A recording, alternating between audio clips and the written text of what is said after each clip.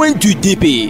Coin du DP, un canal pour les directeurs de publication de se prononcer sur l'actualité socio-économique, culturelle, sportive et autres, sans oublier la une des journaux. Donc quand je sais que je prends un billet et qu'en amont on me le refusera, je suis obligé de le refuser sur place. Cela en vaut pour les pièces. Donc il faut que le ministère des commerçants essaye de passer à une campagne de sensibilisation. On diminue le prix et on laisse chaque conducteur de s'attendre, ce qui fait qu'aujourd'hui il y a des problèmes entre les chauffeurs et les passagers. Chauffeur, je vais à Goué, mais pardon, je n'ai que 300 francs. Le chauffeur sert la mine. Pour ma part, l'une des grandes menaces qui pèsent sur nos pays, c'est celle du foncier. Et si ce problème n'est pas vite résolu, il pourra un jour nous sauter et provoquer de graves conséquences dans notre pays, surtout à Lomé. Pourquoi c'est maintenant qu'on a dépoussiéré cela pour prendre un décret autour? C'est pas hasard cette situation dormante de l'opposition après les dernières élections présidentielles. Ford ne va pas se tirer des balles dans les pattes. Si l'opposition dort, c'est tant mieux pour lui. Je vois par endroits les gens faire de la propriété de façon spontanée, mais je voudrais dire que ce n'est pas suffisant. Par rapport à Lomé, où les gens viendront spécialement, il faut que tous les quartiers de Lomé soient mis au propre. Le Jassement a aussi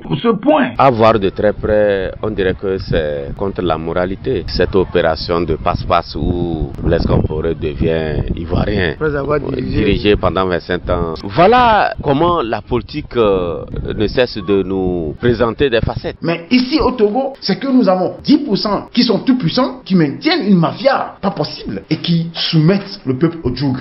Coin du DP, c'est tous les vendredis après le journal de 18h et 22h. Avec rediffusion tous les dimanches à 11h.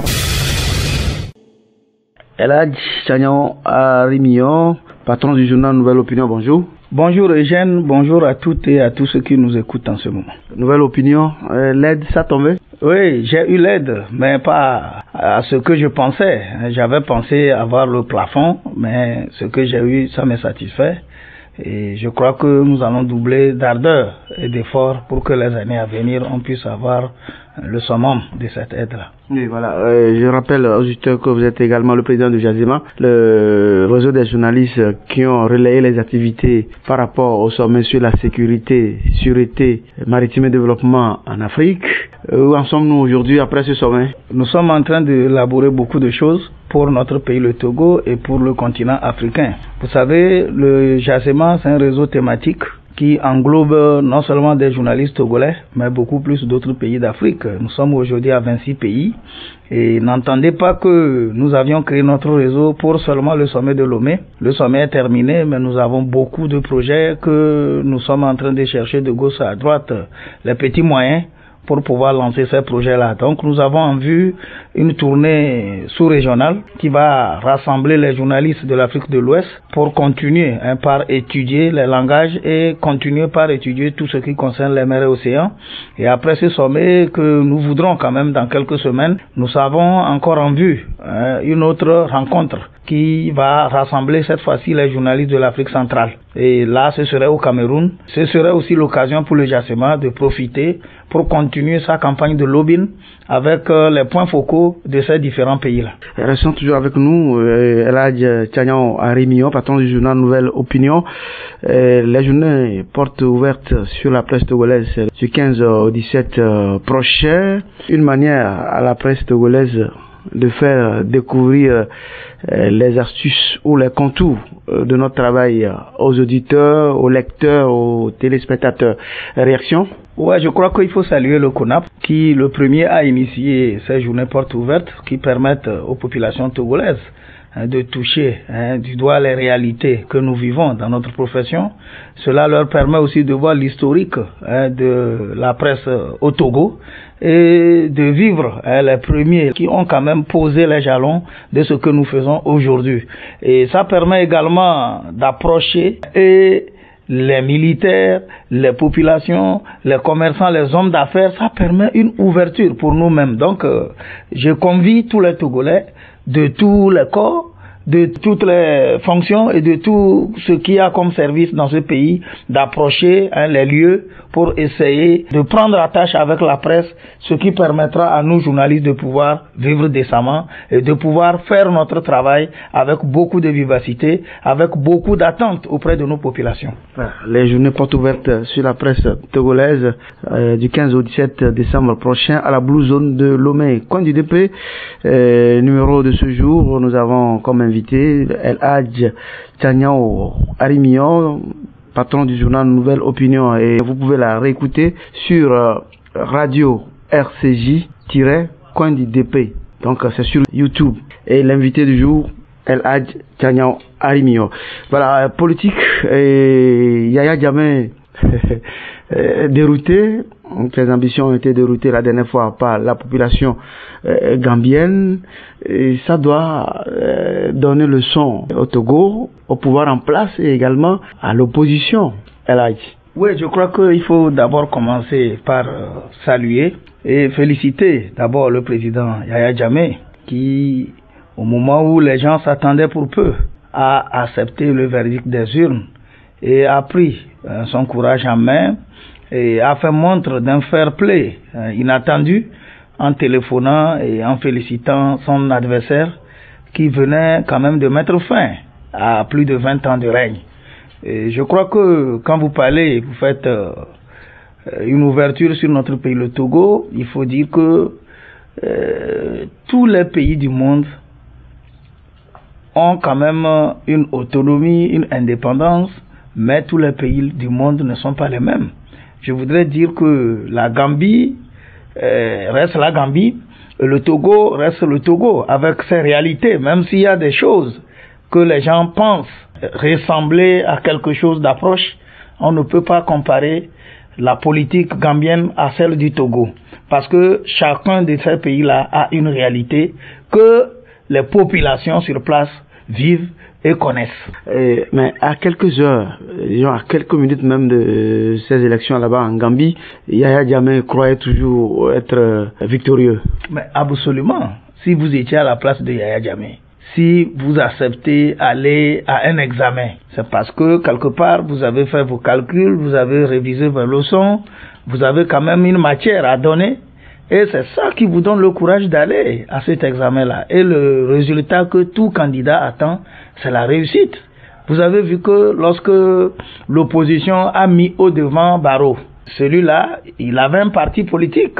Point besoin ici de rouvrir son parcours, parce que de rien, le monsieur qui est responsable d'une agence immobilière, ce que peut-être nous appellerons ici démarcheur. Donc vous imaginez un démarcheur que l'opposition essaie de mettre à son devant, et celui-là, pour satisfaire, pour mettre une cohésion au sein du groupe qu'il a propulsé, il dit non, je ne vais pas au nom de mon parti, je préfère aller en solo pour servir à vous tous.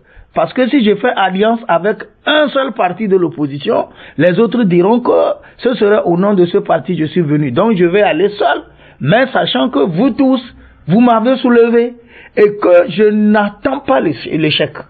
Quand vous suivez la campagne de Barrow, il a toujours dit qu'il ne veut pas entendre le mot échec. Ça veut dire que c'est quelqu'un aussi qui est déterminé. Et Yaya Jammeh également était déterminé. Et donc, à 0,5 minutes même des résultats, chacun des deux protagonistes avait quand même le devoir, le droit d'attendre qu'il doit gagner.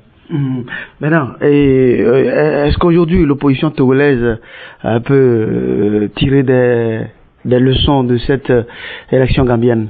En réalité, le Togo a commencé beaucoup plus tôt une marche démocratique que la Gambie. Le Togo avait déjà une stabilité mieux que la Gambie. Même si nous avons connu des soubresauts à des moments donnés, c'était plutôt au Togo de donner cette leçon à la Gambie. Et ce n'était pas aujourd'hui la Gambie qui devrait nous donner la leçon. Il y avait beaucoup d'opportunités.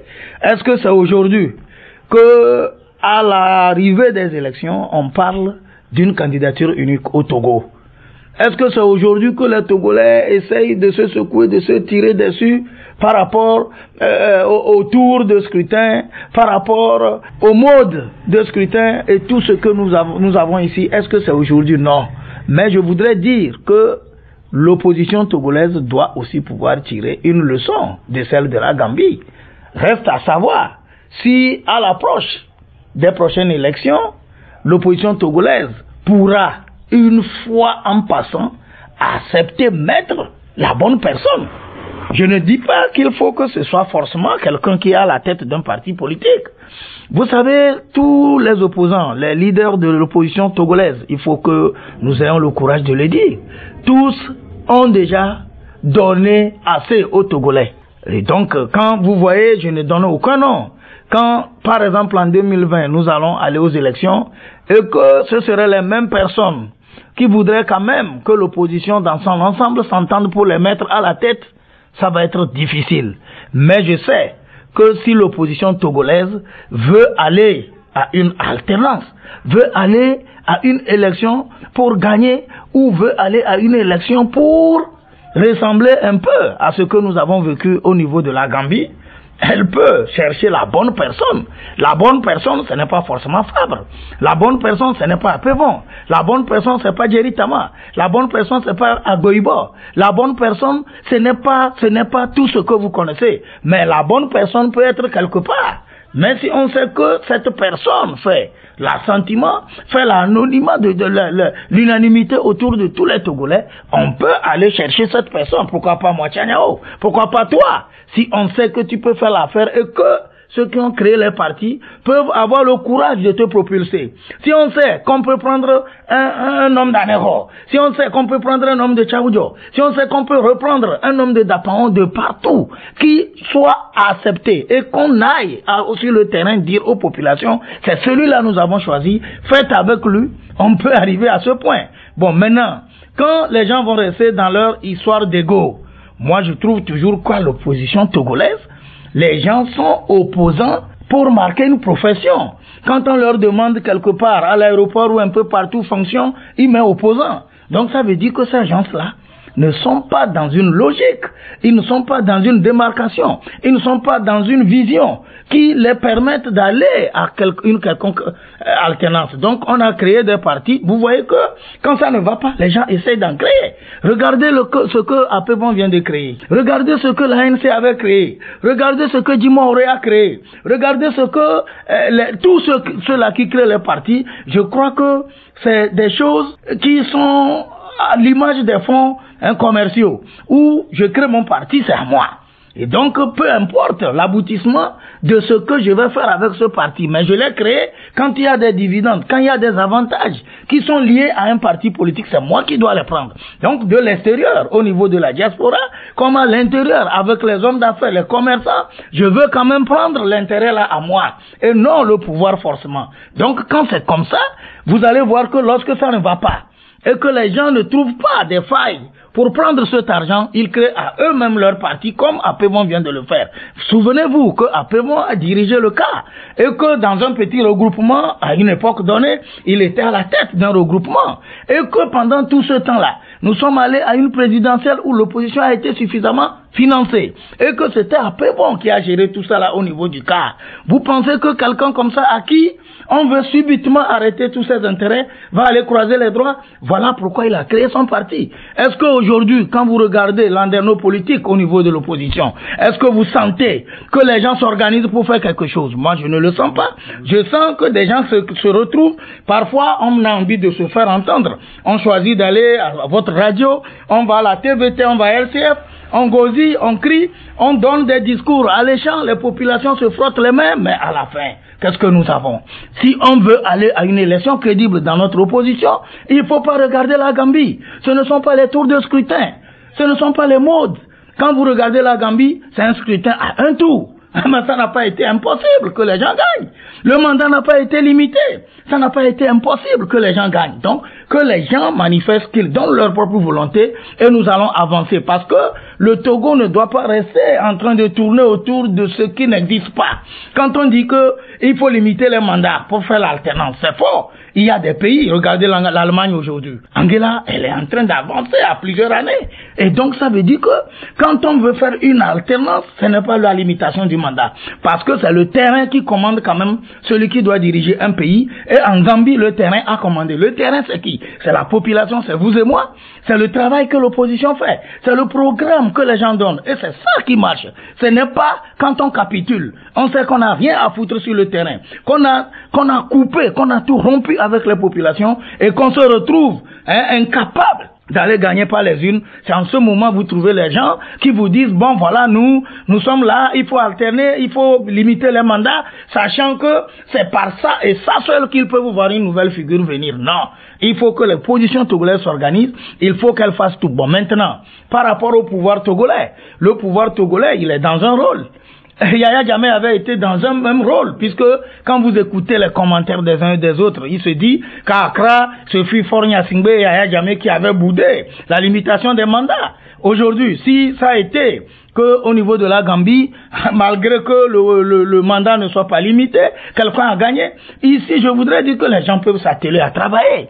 L'opposition, comme le pouvoir en place, se mettra au boulot. Et ce n'est pas dit que ce qui s'est passé en Gambie, ce serait universel. Que lorsque une opposition se met ensemble et qu'elle choisit un seul candidat, c'est automatique que bon, on ira gagner. Tout dépend du contact qu'on a avec les populations. Tout dépend du programme.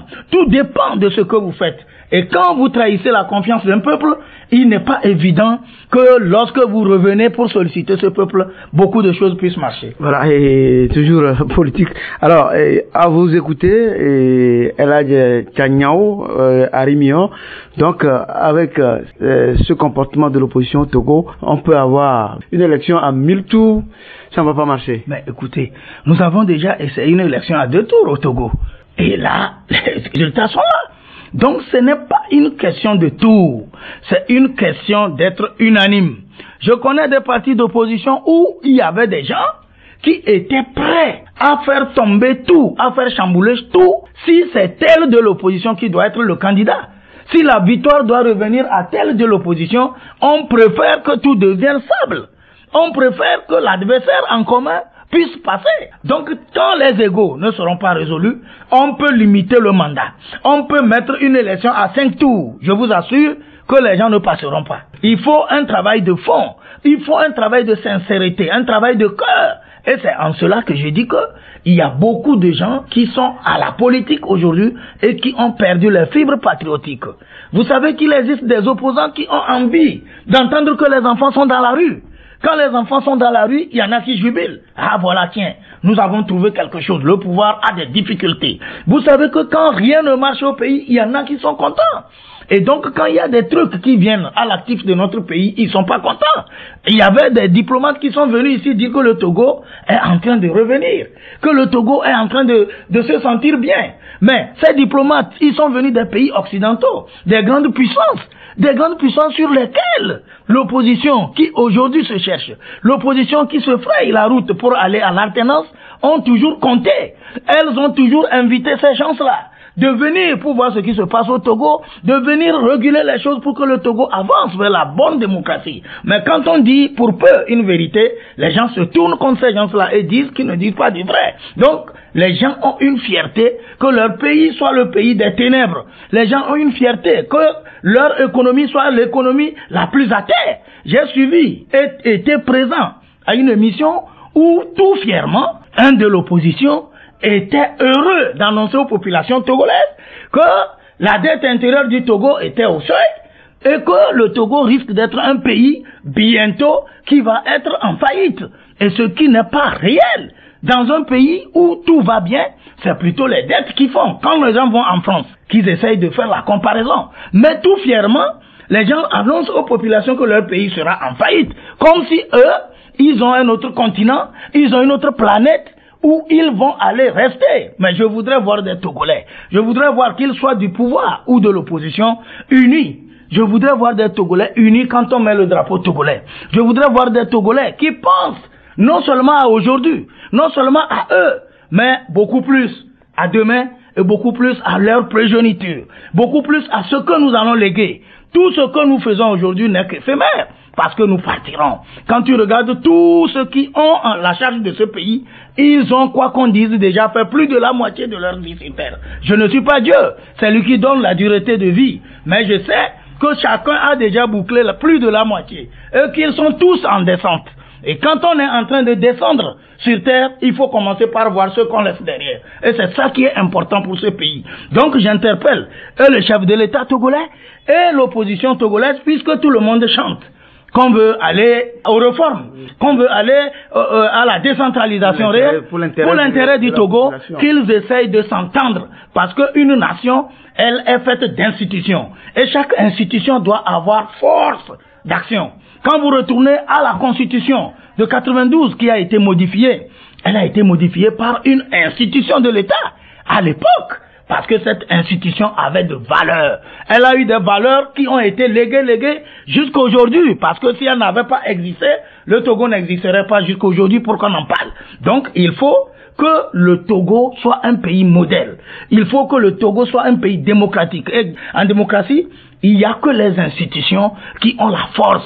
Et que tout citoyen doit pouvoir respecter ces institutions-là, quoi qu'elles soient, quelle que soit la caricature, quelle que soit la tête de ces institutions, il faut les respecter afin que vous qui rêvez de venir aux commandes, vous puissiez être respectés demain. Parce que de la même façon que vous traitez les gens qui sont aux affaires, demain vous serez traités de la sorte. Et dit un proverbe gabonais, celui qui mange la main du gorille doit penser à sa propre main. Donc en clair, les Togolais doivent savoir mettre au devant la patrie, la nation togolaise, les couleurs togolaises. El Hadj, cette semaine, le gouvernement a convié les acteurs à un atelier sur la décentralisation. Peut-on dire que ce gouvernement pense déjà à ces élections locales? Oui. Les questions d'élections locales ont été vouées à l'oubli au Togo depuis plus de 21 ans. Et si aujourd'hui on doit parler, je voudrais dire qu'il faut aller au concret. Vous savez, il n'y a aucun pays qui se développe quand il n'y a pas de décentralisation. J'ai suivi les experts qu'on a amenés, ils sont venus d'où? Du Sénégal. Les experts sénégalais sont venus nous donner le modèle sénégalais. Mais je crois que nous avons dépassé cette étape-là. Mais si on nous dit aujourd'hui qu'on est en train d'outiller les populations, d'outiller les acteurs de la décentralisation pour enfin aller à une transition douce vers les élections locales, je suis d'accord. Mais quand on veut continuer ce folklore, parce que j'ai été clair, et je le dis partout où j'en ai eu l'occasion, que depuis un moment, environ 10 ans déjà en arrière, les ministres togolais sont devenus des experts en import. Je veux dire, des experts d'autres pays. Et tous les ministres font ça pour se bourrer les poches. On prend des gens, on dit, bon voilà, c'est les Rwandais, ils ont une expérience, nous allons partager, on amène des gens en 1 semaine, 2 semaines, on met l'argent, on met des milliards, on gonfle le budget et puis les choses restent dans les tiroirs. Et je ne crois pas que c'est ce que le ministre Boupessi veut nous servir. Mais si c'est ça, ce n'est que désolé, ce n'est que triste. Sinon, nous avons besoin d'aller au local et qu'on soit clair là-dessus. Parce qu'aujourd'hui, il n'y a plus rien au Togo. Vous savez, l'opposition ne dit rien. Vous allez voir qu'à partir de 2019, le pays sera en ébullition.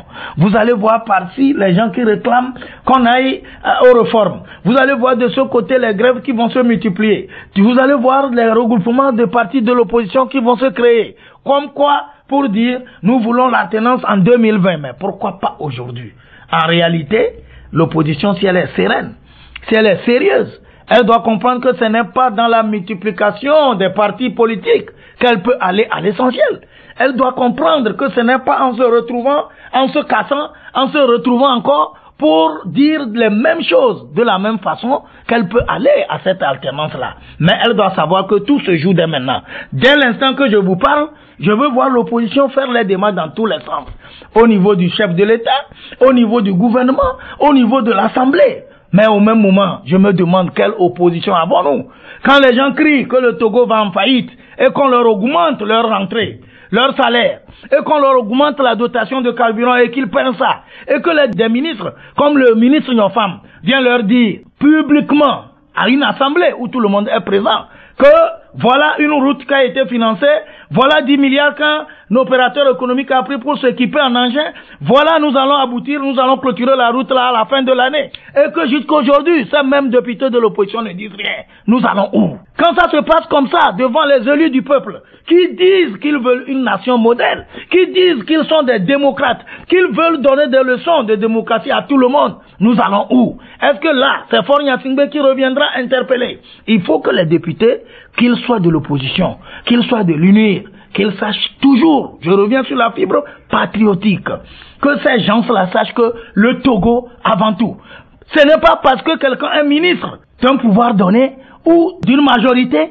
qu'il va dire des bévues et qu'il va passer inaperçu et qu'on ne puisse rien lui faire. Je crois que quand les députés unis auront le courage eux-mêmes de secouer les ministres unis qui font la honte d'abord du pouvoir, ces députés-là seront des élus effectivement de tous les Togolais et vous verrez que de sud au nord, de tous les coins du pays, les gens vont les aimer. Mais quand ça se construit comme ça, je ne sais pas dans quel bateau nous sommes, je ne sais pas quel port nous acceptera, je ne sais où nous allons. Coin du UDP, invité du jour, El Hadj Tiagnao Arimio, directeur de publication du journal Nouvelle Opinion. Vous écoutez également Coin du UDP en rentrant dans YouTube, radio RCJ-Coin du DP. Une courte pause et on revient.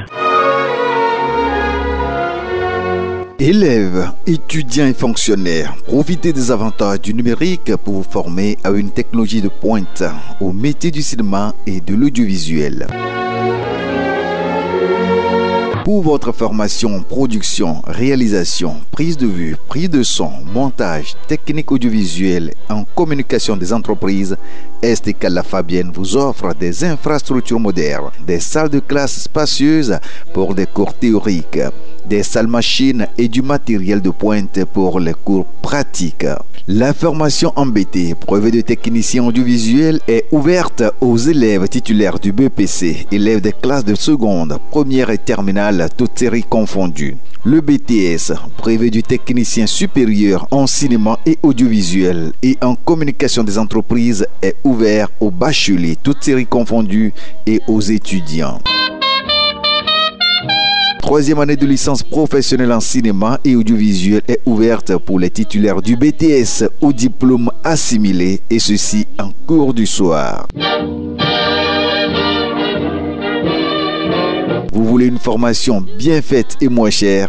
Choisissez STK La Fabienne. Pour les métiers du cinéma et de l'audiovisuel, choisissez STK La Fabienne.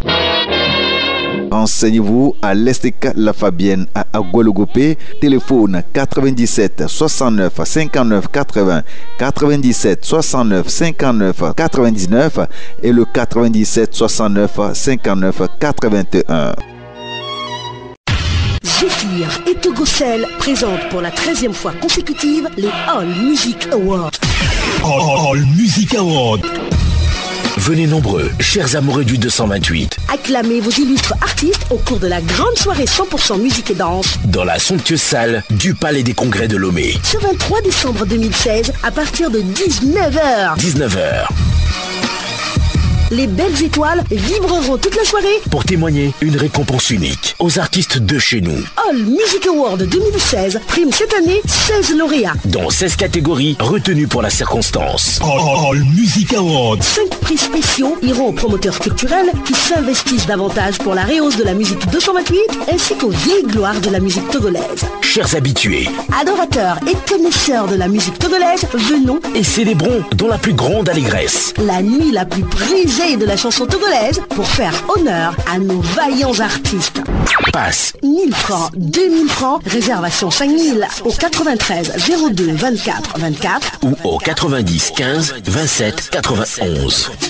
Partenaire Dodo Cosmétiques, Fonds d'aide à la culture, Nkrumah Amouzou Productions, Brasserie Bébé Lomé, Intégrale, TVT, LCF, RTDS, TV2, Radio Lomé, Nana FM, Victoire FM, RCJ, Taxi FM, Pyramide FM, Canal FM, Sport FM, Métropolis, savoirnews.net, afripresse.info, Sika, planetinfo.com, blog.lyrics228.net et d'autres médias partenaires. All Music Award. All Music Award, le meilleur de la musique togolaise. Coin du DP, une émission que vous réécoutez sur YouTube, radio RCJ-Coin du DP. Invité du jour, El Hadj Tiagnao Arimio, directeur de publication du journal Nouvelle Opinion. Alors, El Hadj, le foncier, les difficultés, les problèmes deviennent compliqués, tout le monde le sait, c'est une bombe à retardement. Cette semaine, course-poursuite, gaz lacrymogène, destruction des maisons à Davier, où plus d'une centaine de familles se sont vues dehors. Oui, je crois que ça ne fait pas sérieux. Ça ne fait pas sérieux parce que nous allons nous transporter au niveau de la justice pour dire que c'est au niveau de cette institution de l'État que le mal se conçoit et il naît et prend des dimensions sur le territoire. J'ai souvenance d'un discours du chef de l'État qui avait attiré l'attention de la justice et de tous les Togolais par rapport à ces problèmes fonciers. Mais on sent que quand le discours du chef de l'État passe, les gens ne mettent pas un réseau de suivi pour que les propos d'un chef d'État soient directement rentrés dans l'applicabilité. Mais lui-même, il doit suivre. Oui, il est à la fois au four et au moulin. Le chef de l'État, c'est la vitrine de tout le pays. Il est renseigné. Mais je crois qu'il lui faut mettre un réseau de contrôle par rapport aux propos qui sortent de sa bouche. Et là, ça permet de savoir d'où que sorte la trahison. Parce que quand le chef de l'État prend des positions et que rien ne se respecte dans ce sens-là, il y a beaucoup de raisons que les populations s'inquiètent. Vous-même, vous avez dû voir ce qui s'est passé à Davier. Et je crois qu'il y a beaucoup de Davier sur le territoire national. Ce qui s'est passé là, vous retrouvez ça à Tapamé, vous retrouvez ça à Dapaon, vous retrouvez ça à Mango, à Neko, à Tabligbo, dans presque toutes les préfectures, à Sokodé, où des collectivités entre elles s'opposent par rapport aux questions terriennes. Et donc quand c'est comme ça, il faut que l'État soit juste. Par rapport à Davier, des gens contestent une décision de tribunal. Et c'est l'application de cette décision qui a entraîné tout ce que vous avez vu. Puisque les juges même se font complices de certains réseaux pour créer le désordre dans le domaine foncier. À partir de cet instant, c'est difficile de dissocier le vrai de l'ivraie. Et c'est ce qui crée le cafouillage là que malheureusement le pays est en train de gérer et que si on ne fait attention, va nous conduire vers des lendemains très regrettables. Et il faut que ceux-là qui ont les moyens aussi, parce qu'il faut faire une ouverture sur le zèle et l'exagération de certains nantis. Vous savez, aujourd'hui il y a un phénomène, le phénomène d'achat d'hectares. Ce n'est pas parce que j'ai des milliards, j'ai assez d'argent que je dois aller à travers un achat exproprier le domaine de tout un village. Allez sur la route de Palimé, vous allez voir ce que les grands officiers font, ce que les gros bonnets de ce pays font. Ils achètent les terrains en hectares. Parce que c'est vrai, c'est des ventes, mais c'est de l'exagération, c'est de la colonisation. Vous allez voir que dans 20 ans, en 30 ans devant, les enfants de ces villages, de ces collectivités-là, vont vouloir peut-être cultiver ou construire des petits logis, ils vont pas trouver du terrain. Vous trouvez normal que moi, par exemple, que je vienne de Sokodé ou de Bapilo, que je vienne avoir 10 hectares à Kévé, parce que les populations de Kévé, en situation, sont en train de vendre leur terrain, je prends 10 hectares, et que dans 20 ans, ce soit moi, Tchanyao, de Kotokoli, qui revendent des terres aux gens de Kévé, ce n'est pas normal. Donc il faut que l'État essaye de réguler ce domaine-là, où des gens se disent être propriétaires de plusieurs domaines. Même à Lomé ici, quand vous circulez, vous allez voir qu'il y a des gens qui ont clôturé plus de 10 hectares. Des gens en pleine ville qui ont clôturé plus de 20 lots. Est-ce que vous trouvez ça normal? L'État n'a qu'à faire en sorte que les Togolais ne soient pas dans un monde où on a envie d'être dans une jungle. Les plus puissants, ils se permettent tout et ça crée des frustrations. Et c'est ce qui fait même que quelque part la politique même ne marche pas. C'est l'ensemble des frustrés qui parfois se retrouvent contre ceux qui sont aux affaires. Et ceux qui sont aux affaires doivent faire en sorte qu'il y ait moins de frustrés. Moins de frustrés au niveau de la vie sociale, moins de frustrés au niveau de la vie quotidienne, moins de frustrés au niveau des propriétaires terriens. Quand vous tournez un peu à Lomé, vous regardez à gauche, vous trouvez de jolis bâtiments, c'est bien. Le pays se développe.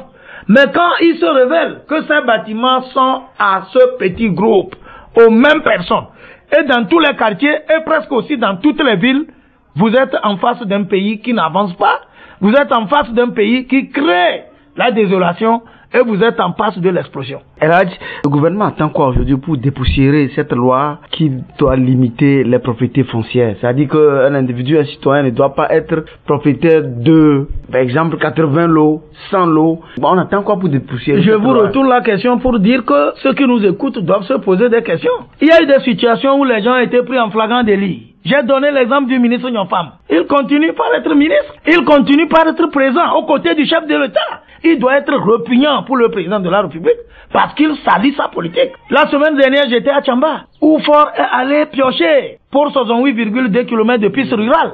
Nyonfam était à côté. Imaginez-vous que l'aboutissement de cette route devienne problématique. Un lancement fait par le chef de l'État, tout comme ça a été fait sur la route Lomé-Vogan-Vogan-Enfin. Le chef de l'État y était personnellement. Et qu'on a donné un délai, exactement comme on en a donné sur les pistes là. Et que, à l'approche du délai, rien ne soit fait. Et que le chef de l'État lui-même ne fasse rien à celui qui est censé exécuter ces travaux quand on dit qu'il y a les moyens. Qu'est-ce que vous allez dire en ce moment? Donc le gouvernement, il est dans la passivité, il est dans la blague, il est dans la pagaille, et la pagaille ne peut que se semer. Davier, vous avez vu, en dehors des militaires, il y avait les gros bras. Les gros bras font corps avec quel service de l'administration togolaise? Rien. Alors, donc si moi-même... Là, ça, c'est du ressort de Yark. Oui, mais Yark, je dis le gouvernement dans son ensemble est complaisant. Il est complaisant. Yark ne résout pas forcément les problèmes terriens. Mais les gros bras... Le ministre de l'administration, il est où? Regarde ce que deviennent nos chefferies. Il y a beaucoup de problèmes et les gens ne veulent pas aider le chef de l'État.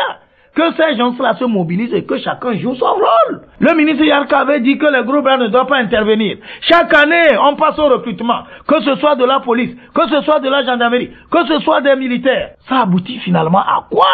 Quand on a besoin des bandits pour aller résoudre les problèmes de terrain, qu'est-ce que nous sommes en train de faire? Quand vous savez qu'au niveau de la justice, au niveau du tribunal, il y a des réseaux parallèles qu'on appelle des démarcheurs qui vont vers les populations, qui vont vers les étrangers, qui vont vers les hommes d'affaires qui ont des problèmes à la justice, qui collectent des sous, qui viennent voir les gens et on résout les problèmes dans l'injustice. Qu'est-ce que vous voulez qu'on dise? Je me demande vraiment où nous allons. Quand moi je vois tout ça, je me dis dans quel pays nous sommes. Alors que le président est un modèle. Il a envie de donner une orientation au pays. Il le dit. Mais ceux qui sont ces béquilles, qu'est-ce qu'ils en font? Mais il n'a qu'à faire tomber les têtes. C'est pourquoi tout le monde essaye de dire qu'il faut que Fort devienne l'autre président. Ou bien il a peur, de telle sorte que, en prenant la décision, lui-même, il risque de se faire partie. On a posé des actes forts dans ce pays que je ne vais pas rappeler ici. Mais je crois qu'il ne doit pas dormir. Il faut qu'il soit un président pique. Quand ça ne va pas, il y a conseil, il n'y a pas conseil, qu'il change les ministres. Ceux-là qui sont coupables de tout ce que nous racontons ici, qu'il les change. Il verra que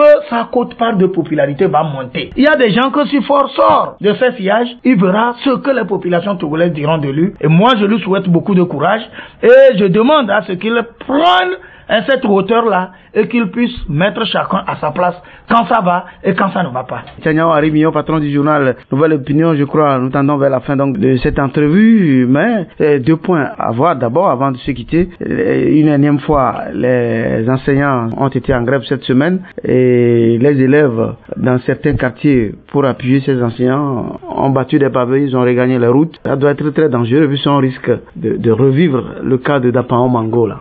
Merci pour la question. Et en tant que père de famille, je crois que je dois être désolé. Je dois me poser beaucoup de questions, tout comme tous les parents seraient en train de le faire aujourd'hui. Je suis surpris aussi que nous en arrivons à ce point, sachant que il y a eu les vacances. Elles ont été cette année beaucoup plus longues. Il y a toute la structure administrative qui prend en compte les questions de l'éducation. Et cette structure, je veux parler du ministère de l'éducation, de l'enseignement supérieur technique.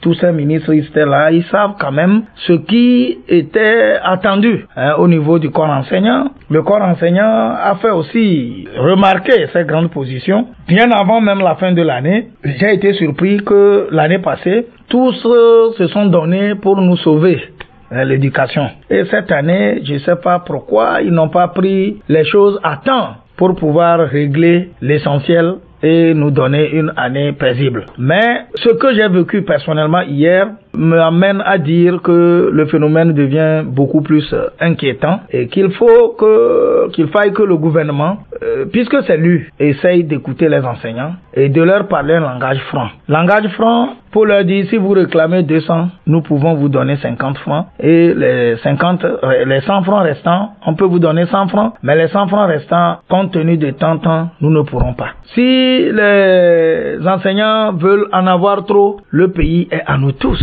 puisque eux aussi, ils sont togolais, ils ont leurs enfants. Quand ils n'enseignent pas, tout enseignant a son enfant. Quand ils disent que les cours sont considérés comme faits, combien d'enseignants ont leurs enfants en Europe? Combien d'enseignants ont leurs enfants aux États-Unis? Donc tous, ils sont concernés au même titre que ceux qu'ils sont en train de bousculer. Je veux parler de l'administration. Donc, ensemble, et le ministère du Travail et de l'Éducation et les syndicats des enseignants, qu'ils retournent à la table des négociations, parce que toutes les guerres les plus meurtrières, les plus dangereuses, finissent toujours autour d'une table. Est-ce que vous connaissez une guerre qui n'a pas fini par la signature de protocoles, la signature de trucs de paix? Donc, ce qui arrive aujourd'hui, c'est un fait. Mais je voudrais que les enseignants, eux aussi, qu'ils mettent un peu d'eau dans leur vin et que le gouvernement aussi se rende disponible pour écouter ces enseignants-là. Parce que le Togo que nous voulons développer, le Togo que nous voulons émergent, comme toute nation qui veut aller de l'avant, a besoin d'une formation soutenue. C'est de l'école qu'on construit toute nation. Quand vous n'avez pas l'école, vous n'aurez pas de médecins. Quand vous n'avez pas d'école, vous n'aurez pas des hommes d'affaires. Quand vous n'avez pas d'école, vous n'aurez pas de ministre. Quand vous n'avez pas d'école, vous n'aurez pas d'ingénieur. Vous n'aurez absolument rien. Vous n'aurez pas d'économiste. Vous ne pouvez pas bouger d'où vous êtes. Et c'est ce qui avait concerné l'Afrique antique. Aujourd'hui, que tout le monde sait d'où que le développement commence, il est impérieux, voire très nécessaire que dès aujourd'hui, gouvernement et syndicats se retrouvent pour nous donner une école sereine toute l'année. Voilà, pour terminer, nous avons célébré la journée de la concurrence et l'ATC est monté au créneau pour demander à l'État togolais, au gouvernement de permettre cette concurrence, puisque par rapport au ciment aujourd'hui, les mains noires ont fait pression sur Dangote pour essayer de vendre son ciment au même prix que celui du Togo. Votre réaction? Je crois que le Togo, depuis toujours, a connu des réseaux. Et dans sa volonté de changer le pays, le président Faure Gnassingbé doit continuer sa lutte à faire en sorte que tous ces réseaux de businessmen, qu'ils soient à quel niveau de l'État, que tous ces réseaux-là tombent. Par rapport à Dangote, j'avais dit, mais à quoi ça servait que Dangote vienne si son arrivée ne peut permettre aux Togolais d'avoir une diminution sur les prix du ciment? À quoi ça servait qu'il vienne? Puisque le monsieur, il est arrivé avec l'objectif de faire à ce que le ciment diminue, mais quelqu'un qui vient vous donner à manger et d'autres lui disent, tes propres frères lui disent non, donne-nous à manger cher, ne nous donne pas à manger moins cher. Je ne trouve pas où on peut vivre cette contradiction. Et donc, vivement que les Togolais passent rapidement au monde de la concurrence. Parce que c'est la concurrence qui favorise le développement. Quand il n'y a pas la concurrence, les économistes disent la rareté d'un bien fait sa cherté. Lorsqu'un bien est rare, on ne le trouve pas n'importe où, il devient le bien le plus cher. Regardez, quand on parle de l'or, quand on parle du diamant, c'est parce qu'on ne trouve pas l'or, on ne trouve pas les diamants comme les petits cailloux qu'on peut ramasser en route, que l'or et les diamants sont des denrées, des pierres rares et chères alors. Donc, que le Togo comprenne ce mécanisme économique et qu'il banalise tout pour que les Togolais puissent vivre décemment. Fin d'année, votre mot aux consommateurs surtout, puisque on nous déverse de n'importe quoi. Il y a affaire de poulet importé qui aussi... Vous savez, je voudrais dire que tous les consommateurs, qu'ils rentrent dans un supermarché ou grand marché, les moyens, ils doivent faire un effort pour regarder les dates de péremption, parce que c'est le moment où les gens profitent pour faire ce qu'on appelle de la liquidation avec les produits avariés, avec les produits interdits, et c'est l'occasion aussi où les gens importent les boissons, surtout frelatées, de l'autre côté du pays, je ne vais pas donner le lieu, et qui finissent par intoxiquer les Togolais, qui finissent par leur donner la mort lente. Donc que chacun soit prudent. Je voudrais parler également aussi de nous, les utilisateurs des routes, par vélo, par moto et par voiture et tout engin, d'être beaucoup prudent. Je voulais dire aussi que les gens n'ont qu'à boire de façon modérée et que à la fin de l'année, chacun puisse se préserver. Et là, je profite aussi pour dire mes petits vœux, puisque nous sommes dans la veille de Noël, je suis pas sûr que je puisse encore revenir à cette émission avant l'année prochaine. Donc je souhaite beaucoup de santé à tous les Togolais, et beaucoup de courage à ceux qui ont la charge du pays, aussi bien que pour l'opposition, pour le travail salutaire qu'ils abattent. Et nous aussi, les hommes de médias, beaucoup de persévérance, beaucoup de courage. Que Dieu fasse à ce que tous les Togolais, qu'ils soient partout, au territoire national ou hors de nos frontières, qu'ils puissent retrouver l'année 2017. Voilà, merci et bonne heureuse année également à toute votre équipe et merci durant toute l'année de nous écouter. Fin donc de ce numéro de Coin du DP, rediffusion dimanche à 11h temps universel. L'invité du jour était El Hadj Tiagnan Arimio, directeur de publication du journal Nouvelle Opinion. Vous pouvez écouter cette émission sur YouTube en tapant Radio RCJ-Coin du DP. Radio RCJ-Coin du DP, ça c'est sur YouTube. Moi je suis Eugène Bamazé, bonne condition d'écoute à toutes et à tous et prenez soin de vous, au revoir. Prenez soin de vous, au revoir. Prenez soin de vous, au revoir. Prenez soin de vous, au revoir. Prenez soin de vous, au revoir. C'était Coin du DP. Coin du DP, un canal pour les directeurs de publication de se prononcer sur l'actualité socio-économique, culturelle, sportive et autres, sans oublier la une des journaux. Je pense que c'est des gamineries qu'ils doivent arrêter et que lorsqu'on leur offre un cadre de discussion, ils doivent saisir l'occasion pour aller exprimer leurs idées. Qu'on demande à ceux qui ont mis la main dans l'argent du pays, qu'ils remboursent. Si tous ceux qui ont volé le pays là, cette minorité a donc parlé chaque fois le chef de l'État, si on arrive à faire en sorte que cette minorité et tous ceux qui continuent de piller ce pays à rembourser l'argent qu'ils ont pillé, qu'on n'aura plus à aller emprunter chaque jour de l'argent. Pour le moment, faisons un pas, la limitation du mandat et le mot de scrutin. Et vous n'êtes pas sans savoir, ce qui a encore braqué les gens, c'est la sortie de Maganawe Florent qui a dit que l'APG est déjà caduque. Bonne opportunité offerte une fois encore à l'Afrique, donc après d'autres regroupements de pays. Ce sont les États-Unis d'Amérique qui offre donc une opportunité à l'Afrique pour une fois échanger. Dans un pays normal et surtout en Afrique, le clergé et les représentations religieuses et spirituelles ont une importance capitale dans les prises de décision, dans l'orientation. Et le mal du Togolais, c'est que on réagit au coup par coup. Quand aujourd'hui quelque chose se passe, on réagit sur le champ, mais on ne cherche pas les tenants et les aboutissants. Les hommes d'affaires font les affaires. Et qui dit homme d'affaires cherche d'abord son bénéfice, puis le reste viendra après. Et donc quand vous confiez la fédération à un homme d'affaires, attendez-vous à ce qu'il fasse des affaires avec votre fédération et votre football. Disons que l'essentiel doit être fait. Et l'essentiel pour moi, c'est accompagner les responsables, les propriétaires de ces fermes avicoles afin qu'ils puissent redémarrer rapidement leurs activités. Je ne suis pas sûr que nous pouvons faire le compte. Et ça, c'est parce qu'il y a une certaine impunité dans le pays. Les gens pensent que quand on détourne l'argent du pays, ce qu'il y a comme sanction, c'est qu'on vous licencie. Coin du DP, c'est tous les vendredis après le journal de 18h et 22h. Avec rediffusion tous les dimanches à 11h.